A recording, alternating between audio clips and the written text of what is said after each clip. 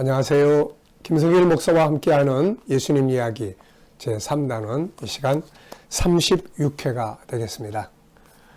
예수님의 성품으로는 29번째 변화와 발전을 추구하는 성품입니다. 변화와 발전. 네. 자, 변화와 발전. 우리가 예수님의 리더십을 다룰 때도 예수님의 리더십 가운데 변화와 발전의 리더십이 있었습니다. 어떤 사람들은 변화하는 것을 싫어합니다. 또 어떻게 보면 익숙한 것을 사람은 다 좋아하죠. 그리고 그 익숙함 속에서 머물러 있는 것을 사람들은 다 편안하다, 평안하다 이렇게 생각을 하죠. 그러나 인간은 본래 하나님의 나라에서 살도록 만들어졌습니다. 이게 무슨 말이냐면은 계속 변화를 향해서 가도록 만들어졌다 그런 말이죠. 그래서 우리가 편안함, 현실에 익숙함이 좋지만 그러나 그 속에 계속 머물다 보면 나중에는 무기력해지거나 아니면 타락하거나 아니면 도태되거나 그렇게 되는 거죠. 그래서 우리가 항상 변화를 추구하는 이런 성품을 키워야 합니다. 그렇다고 해서 금방 사왔는데 쓰지도 않고 버리고 또 새로운 거 사오고 뭐 이거 조금 하다가 금방 마음에 안 들다고 금방 뭐 버리고 또 새로운 걸 추가 이렇게 하라는 말이 아니고 우리의 삶, 인격, 내면의 세계, 가치관, 일하는 방법 그리고 정말로 행복하고 또 발전적인 부분들에 대한 변화와 발전을 추구하는 그런 성품을 키우라는 것이죠. 한번 보겠습니다. 자, 145페이지입니다. 1번 변화와 발전의 중요성 그리고 동그라미 1번이에요.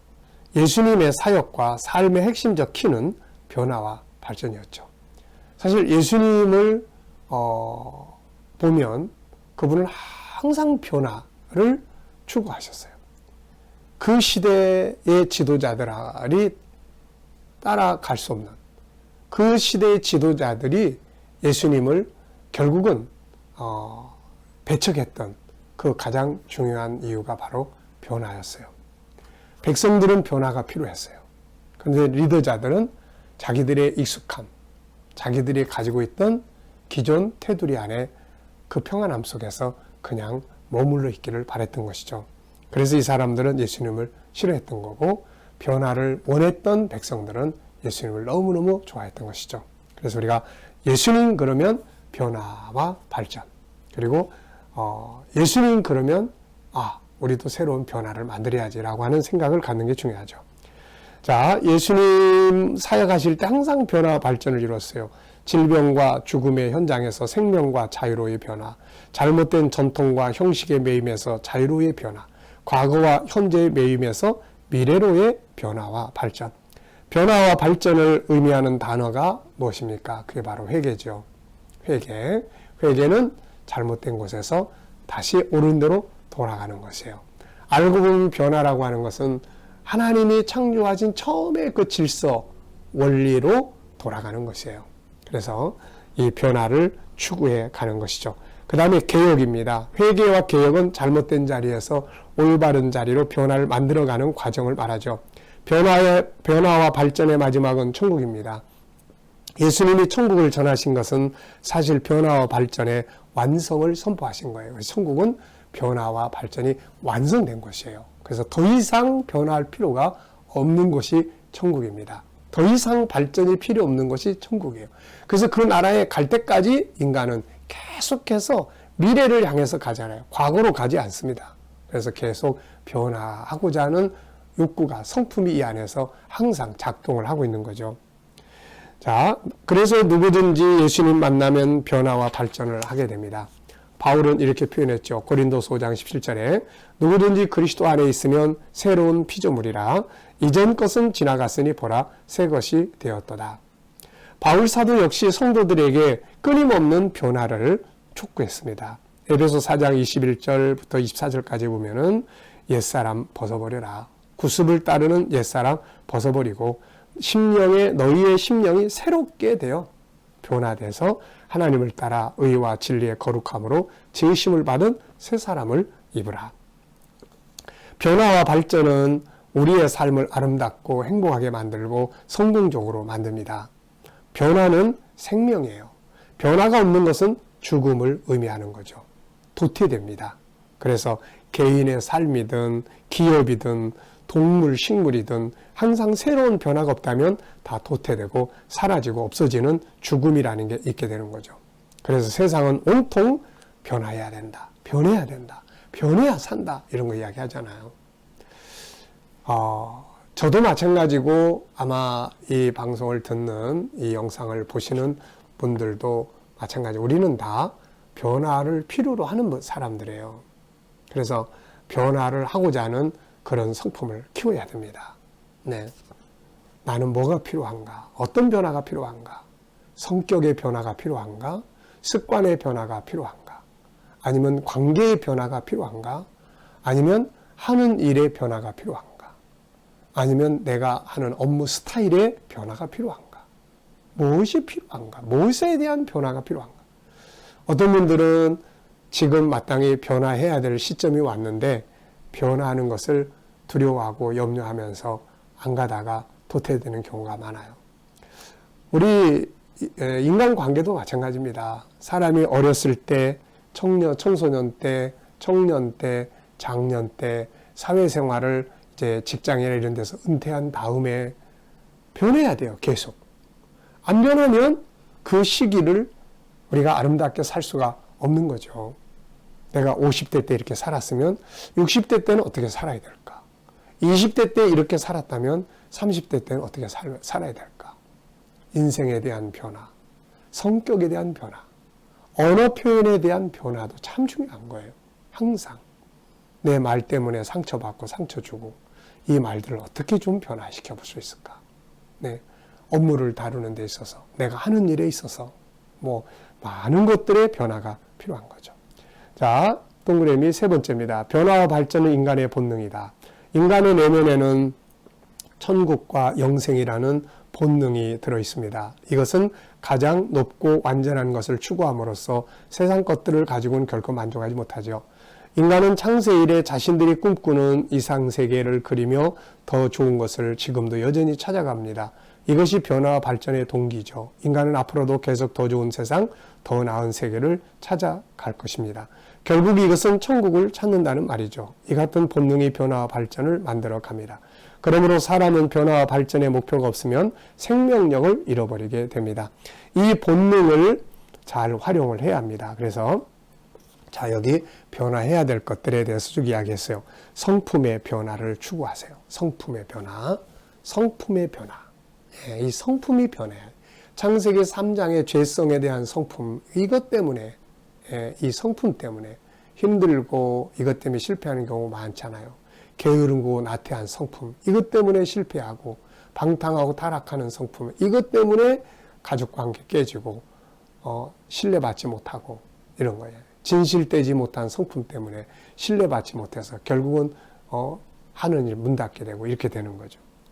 인간의 인격의 변화를 추구하고 창세기 3장의 죄성에서 창세기 1장 27절의 성품으로의 변화, 관계의 변화가 필요하고 생각의 변화가 필요하고 언어의 변화가 필요하고 삶의 변화와 발전이 필요하고 업무의 변화가 필요하고 삶의 패턴의 변화가 필요하고 재능도 계속 개발해서 변화를 만들어내야죠. 1년 전이나 10년 전이나 저 사람이 가진 재능이 계속 그거네. 그러면 이거 어디다 쓰겠습니까, 이거? 1년 전에 만났는데, 1년 동안 진짜 많이 변했네. 어떻게 이렇게 1년 동안 그렇게 달인이 될 수 있지? 네. 이렇게 재능의 변화예요. 재능. 사람 속에는 세상을 다스릴 엄청난 많은 재능이 있지 않습니까? 이런 것들을 계속 발전의 변화를 가져와야 돼요. 전에 만났을 때보다 이번에 만나보니까 뭔가 맡길 수 있네. 이런 게 돼야 되잖아요. 능력의 변화가 필요합니다. 능력의 변화. 모든 곳에서 변화를 추구하고 만들어내는 능력을 길러야 합니다. 성경은 변화와 발전의 달인이 받게 되는 복에 대해서 설명을 해요. 발전의 달인. 변화와 발전의 달인. 네. 이런 사람들을 세상은 전문가라고 이야기를 하죠. 자, 잠언 22장 29절. 네가 자기의 일에 능숙한 사람을 보았느냐? 이러한 사람은 왕 앞에 설 것이요 천한 자 앞에 서지 아니하리라. 자기 일에 능숙한 사람이죠. 능숙한 사람. 보편적인 사람은 많아요. 똑같은 일을 비슷하게 하는 사람들이죠. 왜냐하면 학교에서 우리는 같은 일을 수십 명, 수백 명, 수천 명이 배워가지고 나오기 때문에. 근데 어떤 사람은 그 배운 것을 바탕으로 해서 자기 재능들을 개발해 나갑니다. 어떤 사람은 배운 그대로를 가지고 살아가려고 하죠. 나중에 삶의 현장은 엄청 차이가 나게 되는 거죠. 그래서 여기서도 네가 자기 일에 능숙한 사람, 누가 떠오릅니까? 다윗 돌팔매질에 능숙한 사람, 요새 꿈꾸고 해석하는데 능숙한 사람, 이런 사람들이 다 왕 앞에 섰잖아요. 다. 네. 자, 세상은 변화와 발전을 원하고 있고 변화와 발전을 추구할 줄 아는 창의력적인 사람을 다 필요로 하고 있습니다. 자, 우리가 변화와 발전을 위해서 필요한 도구들이 뭘까요? 기존 틀에서 벗어나야 돼. 일단 그 필요성을 가져야 돼. 기존 틀에서. 이게 전부가 아니야. 기존 틀에서 벗어나야 돼. 익숙함에 빠지지 않아야 돼. 고정관념, 고집 부리기, 고집 이런 거 버려야 돼요.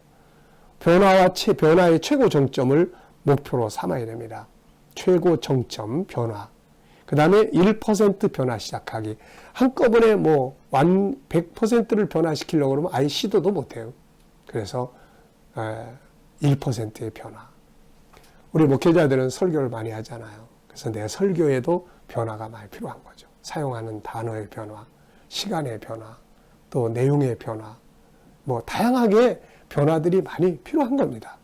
새로운 정보 수집하기, 새로운 세계와 접촉하기, 새로운 목표와 비전 만들기, 미래 내다보기, 수시로 컨설팅하기, 영성 강화시키기. 변화를 위해서는 이런 틀들이 필요한 겁니다. 이게. 새로운 정보를 우리가 흡수하지 못하면 기존에 내가 가지고 있는, 알고 있는 것 테두리 속에서만 계속 움직여요. 그래서 예수님의 리더십 가운데 열린 리더십이라는 게 있었잖아요. 마음을 열고 들을 줄 알고 배울 줄 알고 그러면 이제 내 안에 있는 것들하고 결합이 돼서 새로운 변화를 만들어내는 거죠.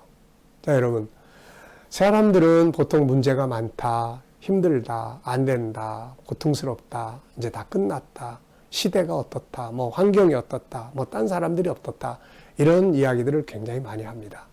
왜냐하면 결국 그런 것들 때문에 나는 지금 안 돼 라고 하는 걸 말하고 싶은 거죠. 그러나 변화를 추구하는 사람들은 그런 때에 사람을 원망하거나 누구 탓하지 않고 이때에 어떤 방법이 필요한가? 이때는 어떻게 하는 것이 좋은가? 이때는 내가 무엇을 변화시키면 이 속에서 계속 또 발전할 수 있는가? 그래서 변화와 발전을 만들어가는 거죠.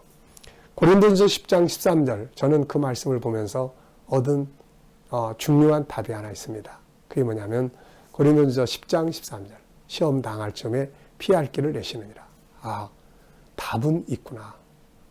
답은 있구나. 내가 지금 보지 못하지만 피할 길은 있는 거구나. 변화와 발전을 추구하는 마음은 바로 그 답을 찾아가는 마음이에요. 그 길을 찾아가는 마음이에요. 모든 사람이 다 어렵다고 말하지만 어떤 사람은 변화와 발전을 통해서 그 시대에 자기만의 아주 능력을 발휘하는 이런 사람들도 많이 있잖아요. 자, 여러분, 혹시 어떤 부분에서 변화가 필요하고 있습니까? 그 필요한 변화의 시기를 놓치지 말고 새로운 변화를 만들어 가보시기 바랍니다. 이 시간 말씀 여기서 마치겠습니다. 감사합니다.